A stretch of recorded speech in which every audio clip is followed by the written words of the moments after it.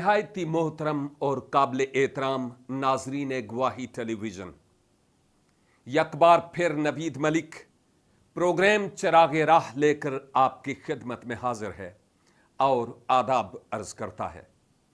खुदावंद की तारीफ करता हूं कि उसने हमारी जिंदगी में एक और नया दिन बख्श दिया है ताकि हम मिलकर अपने खुदावंद के नाम की सताइश और तमजीद करें और उसके इस जिंदगी बख्श कलाम को जो सोने से ज्यादा कीमती है हम मिलकर सीखने वाले हों। इस बात के लिए हम अपने खुदावंद का दिल की गहराइयों से शुक्र अदा करते हैं। आज आपकी खिदमत में एक ऐसा मौजू लेकर आता हूं जिस मौजू की आज मेरी और आपकी अशहद जरूरत है कि इस पर सीखें। और यह मौजू ऐसा है कि खुदावंद यीशु मसीह ने उन लोगों को जो उनके पीछे आ रहे थे, यीशु की पैरवी कर रहे थे, यीशु के पीछे हो लेना चाहते थे, यीशु मसीह ने उनको क्या सुजेशन दी, क्या मशवरा दिया, क्या नसीहत की कि जब तुम मेरे पीछे आओ, जब तुम मेरे पीछे चलो तो कैसे आओ। और मैं समझता हूं कि वो नसीहत जो 2000 साल पहले खुदावंद यीशु मसीह ने इस जमीन पर अपने शागिर्दों को या अपने पीछे आने वालों को दी, वो आज 2000 साल बाद भी जूं की तूं हैसियत रखती है। मैं आपकी खिदमत में आज जो हवाला तलावत कर रहा हूं वो मुकद्दस लूका की मार्फत लिखी गई इंजील, इसका 14 बाब और उसकी 25, 26 और 27 ये 3 आयात हैं।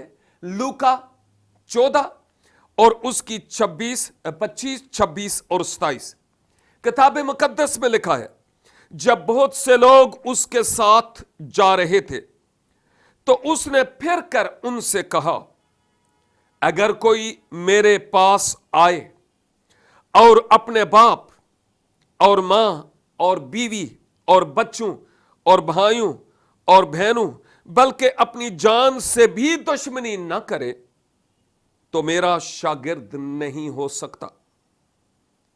जो कोई अपनी सलीब उठाकर मेरे पीछे ना आए वो मेरा शागिर्द नहीं हो सकता। ये जो आयात मुबारका आपकी खिदमत में तलावत की गई है, इन आयात में खुदावंद यीशु मसीह ने उन लोगों को जो आपके पीछे आ रहे थे या वो जो आना चाहते थे, इवन हर जमाना के लोग, इस साल और इस जमाना के लोगों को भी खुदावंद यीशु मसीह नसीहत फरमा रहे हैं। इवन आज भी जो लोग आपके पीछे आना चाहते हैं, मसीह यीशु की पैरवी में हो लेना चाहते हैं, यह नसीहत आज भी उन लोगों के लिए जूं की तूं हैसियत रखती है। आपने फरमाया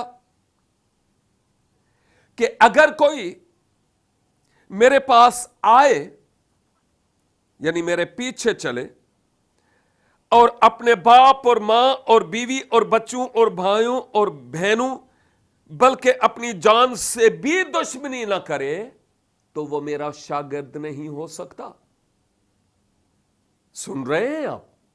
यीशु मसीह ने फरमाया कि मेरे पीछे आना चाहो तो फिर तुम्हें अपने वालिदैन से भी, इवन अपने फैमिली मेंबर से भी अदावत, यहां तक कि अपनी जात से भी तुम्हें दुश्मनी मोल लेनी पड़ेगी। क्या मतलब है इसका? यही तो बात है जो मैं आज आपकी खिदमत में बयान करना चाहता हूं। यीशु ने कहा, अगर मेरे पीछे कोई आना चाहे, अपने बाप, अपनी मां, बहन, भाई, बीवी, बच्चों, अपनी जान से भी दुश्मनी ना करे तो वो मेरा शागिर्द नहीं हो सकता। यही तो मैं सीखना चाह रहा हूं और आपके साथ शेयर करना चाह रहा हूं कि क्या मतलब था इसका जब खुदावंद यीशु मसीह ने ये कलमात अदा किए। तो वाले एक बात मैं आपको कहना चाहता हूं कि जब यीशु मसीह ने यह कहा कि जब तुम मेरे पीछे आओ तो मां बाप, बहन, भाई, बीवी बच्चों से दुश्मनी करना। याद रखिए, यह दुश्मनी करना से मराद या अदावत रखना से मराद बिल्कुल मुख्तलिफ किस्म की है। कई लोग जो इंजील मुकद्दस को नहीं समझते, वो ऐसी आयात को ट्विस्ट करके मरोड़ कर पेश करते हैं और वो कहते हैं, देखा है, यीशु मसीह ने यह कहा है कि अपने तमाम रिलेटिव्स यानी रिश्तेदारों से दुश्मनी करो, इवन अपनी जात से भी दुश्मनी करो, और अगर दुश्मनी नहीं करोगे तो तुम मेरे शागिर्द नहीं हो सकते। मेरे अजीज भाई और बहन, यहां पर दुश्मनी से क्या मुराद है? दुश्मनी से मुराद यह नहीं है जैसे आज का लोग दुश्मनी मोल लेते हैं। No and never. यहां पर दुश्मनी से मुराद यह है कि तुम अपनी मां, अपने बाप, अपने भाई, अपने बीवी बच्चों और अपनी जात से भी उतना प्यार नहीं करना, उतना प्यार नहीं करना कि वो प्यार जो तुम मुझसे करते हो वो मांद पड़ जाए। मुझसे जो प्यार करते हो वो कम हो और बाकियों से जो प्यार करते हो वो बहुत ज्यादा। नो, ऐसा नहीं होना चाहिए। यीशु मसीह ने कहा कि तेरे और मेरे प्यार के बीच में कोई भी रिश्ता, कोई भी चीज, कोई भी शख्सियत अगर हायल होती है तो तुम उसको एक तरफ करो। याद रखिए, यीशु मसीह के कहने का मतलब यह कतई नहीं था कि आप गन ले लें, क्लाशनकोफ ले लें, छुरा या तलवार ले लें, एक बहुत बड़ा डंडा ले लें और अपने वालिदैन को मारना शुरू कर दो, बीवी बच्चों की खूब गर्द उड़ाओ, या अपने आप को नश्तरों से घायल करो जैसे बाल के पैरोकारों ने किया। यह यीशु के कहने का कतई तौर पर मकसद और मतलब नहीं था।